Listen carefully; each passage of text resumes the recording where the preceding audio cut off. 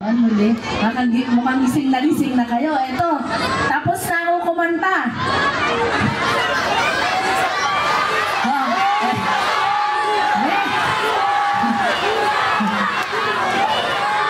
Sige, isa lang, pero may sino na. Pagtapos manliligaw na ako sa inyo, baka mamaya, alam niyo na, makalimutan niyo ako sa May 12.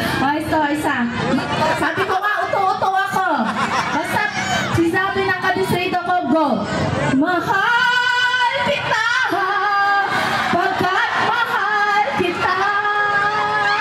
Iniisip nila ay hindi mahalaga, mahal kita maging sino ka man.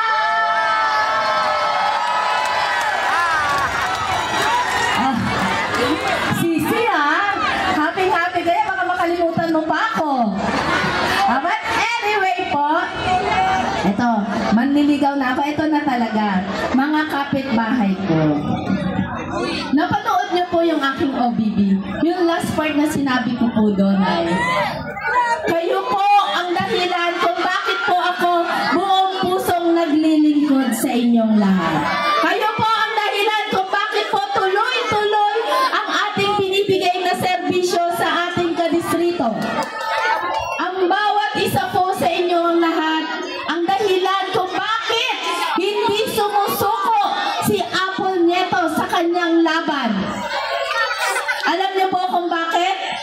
Dahil every time po na ako ay bumababa sa ating kadistrito, sa barangayan, sa bawat pamilya na aking binibisita, ang madalas na bulong sa akin, Ma'am Apple Nieto, anak ko, kapatid ko, hindi kita iiwan sa laban mo.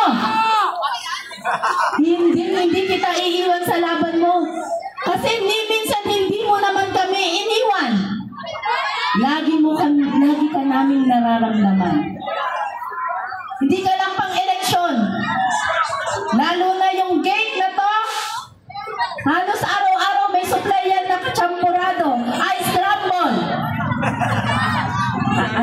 Hindi, gate lang. Lagi ako nag-i-start sa gate 64. Katapusin ko yan lang hanggang gate 46. Ang gamot ko, umaapaw dyan. Dahil never kong kinalimutan ang parola. Lahat ng gate, binibisita ko. Kaya, sabi ko, every time talaga na bumababa ako, ang daming istorya na laging binibigay sa akin. Meron pang isa. Minsan nag-house to house ako. Ang sabi niya sa akin, Ma'am Apple, ang halaga, ang pera, nauubos. Pero ang pakikisama mo, ang pagmamahal mo, hindi nauubos. Kaya sabi ko, kuya, ang galing mo doon, naramdaman mo ang puso ko. Yes naman, Ma'am Apple. Sabi ko, lalong tumatagal, umaapaw pa yan. At sabi niya sa akin, lalong tumatagal, gumaganda ka pa. Yun ang gusto ko doon. Habang tumatagal, gumaganda tayo. Tama ba? Pero anyway po, nakakatuwa lang na marinig yung mga ganong suporta. Maliban doon, kinantahan tayo, binigyan tayo ng kanta na nakakatuwa na sabi ko, hindi talaga ramdam tayo ng mga kadistrito ko. Kaya nga sabi ko sa aking mga kadistrito, masaya ako nung napili ako ni Yorme Isko na maging katuwang dito sa ating distrito. Dahil alam ko, nakita at naramdaman din ni Yorme Isko na meron pa tayong kayang gawin sa ating mga barangay, sa ating mga kadistrito. Dahil ako po, mga kapitbahay ko, nandito po ako ngayon sa inyong harapan. Dala ko yung mas malaki kong pangarap. Ang pangarap ko na maging congresswoman ng ating distrito. Pero ito po ay hindi tungkol sa aking sarili. Hindi po ito patungkol sa aking sarili.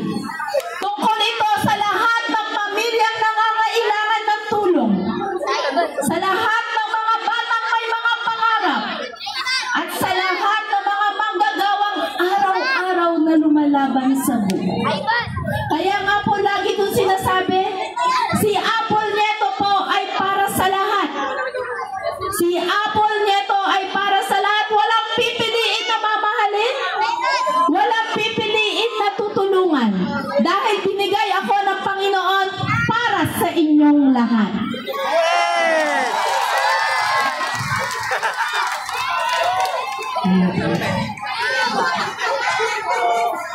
Pero bago po ako magsabi ng aking pangarap para sa ating mga kadistrito, meron lang akong mga tanong na gustong sagutin.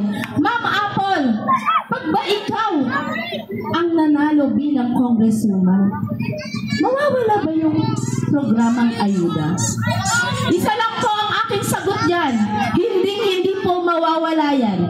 Kasama na po yan ng sistema ng gobyerno ng Pilipinas. Lahat po ng congresswoman ay meron pong ganyang mga programa.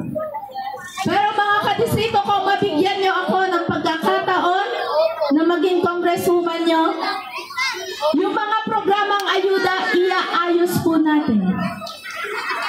Lalagyan natin ng sistema. Pero kailangan ko ng tulong nyo. Kailangan ko ng malawak na pangunawa nyo para maibaba natin ito ng mas maayos at direkta sa tao at kung sino po ang nangangailangan. Tutulungan niyo po ba ako? Yay! Kasi mga kadistrito ko. Thank you po, ate. Yes, thank you, ate. At ito po, mga kadistrito ko. Isa lang po aking sasabihin. Hindi po sapat ang panandali ang ginhawa. Kailangan po natin ng pangmatagalan na solusyon. Yes. Kaya ate ko, pag binigyan mo ko kami lahat ng pagkakataon, hindi na kayo masyadong. Okay ba yung mga kapitbahay ko? Ito mga kapitbahay ko. Pag nabigyan niyo po ako ng pagkakataon na maging congresswoman po ninyo, sabi ko po kanina, dala ko yung mas malaki kong pangarap para sa inyo. Ito po ang aking mga pangarap. Alam niyo po, nabuo ang aking mga pangarap at programa at proyekto dahil nung panahon na ako ay pinili ni Yorme na maging congresswoman niya dito sa ating distrito, nagbalik tanaw ako. Nagbalik tanaw ako dahil inisip ko kung ano ba ang kailangan ng aking mga kadistrito. Inisip ko, binalikan ko, every time na bumababa ako, ano ba ang daig ng aking mga kadistrito. Kaya dyan po nagsimula ang pagdating sa edukasyon.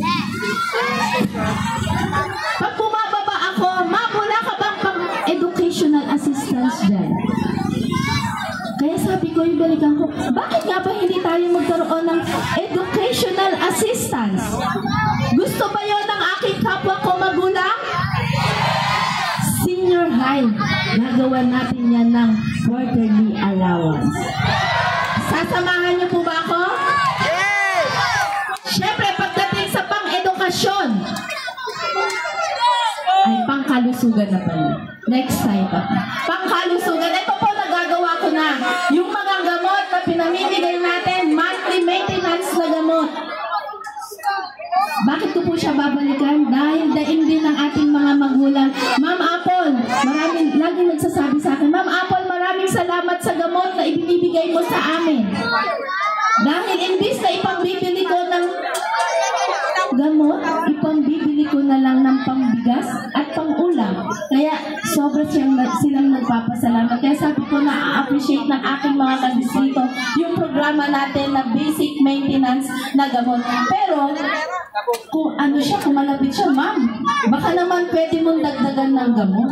O sabi ko, sige, pag nabigyan mo ako ng pagkakataon, nabigyan ako ng kadistrito ko, dadagdagan natin yan ng gamot. Pero kung sakali, anong gamot ba ang gusto mo? Ang gusto niya pala, cetirizine. Sabi ko, para sa mga kakit-kakit daw yun, yung mga allergy daw.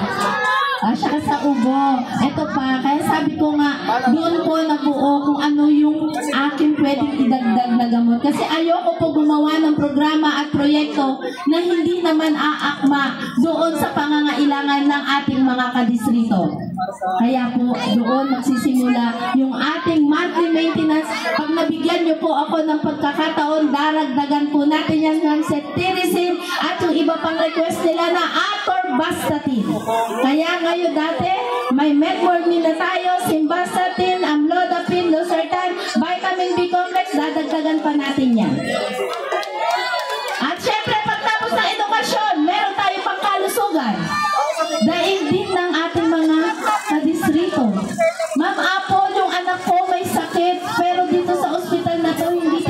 kasi walang gamit. Malubha yung sakit ng anak ko. Kailangan ko dalhin sa Quezon City. PCMC, National Children's Hospital. Masyadong malayo para sa atin. Kaya sabi ko, bakit hindi tayo magkaroon ng ospital na para sa mga bata? Pero mga kadistrito ko, mahirap, matatagalan, pero pag nasimulan, magagawa. Tama po ba ako? Kasi yan po ang ilalaban natin sa Kongreso, ang magkaroon tayo ng ospital na para sa mga bata. Gusto nyo po ba yun? Pero mga kadistrito ko, hindi ko kaya mag-isa to. Hindi ko kaya mag-isa to. Kailangan ko ng tulong ng bawat isa. Tutulungan niyo po ba ako? Tutulungan niyo po ba ako? Hindi niyo ba iiwan ang kapitbahay niyo? Promise? Sasamahan niyo ba ang buong Your Best Choice? At syempre, alam ko, excited na kayo sa pagbabalik ng ating Yorme Isko Moreno Dumagoso. At syempre, mga kapitbahay ko, isama natin ang magbibigay ng liwanag na lungsod ng Maynila, Vice Mayor Chi Atienza. At yung aking mga konsihan, yung mga konsihan natin, huwag nyo nang pakawalan yan. Promise? Kasi pag hindi nyo yan pinakawalan, panigurado, mamahalin kayo ng bonggang-bongga niyan. Magsasama tayo na forever. Gusto nyo ba yan? O kaya mga kapitbahay ko, alam ko, handa na kayo sa mas maunlad na Maynila, sa mas makatarungan na Maynila, at higit sa lahat, sa mas masiglang Distrito 3. Sasamahan niyo po ba ang buong Your Best Choice? Sasamahan niyo po ba?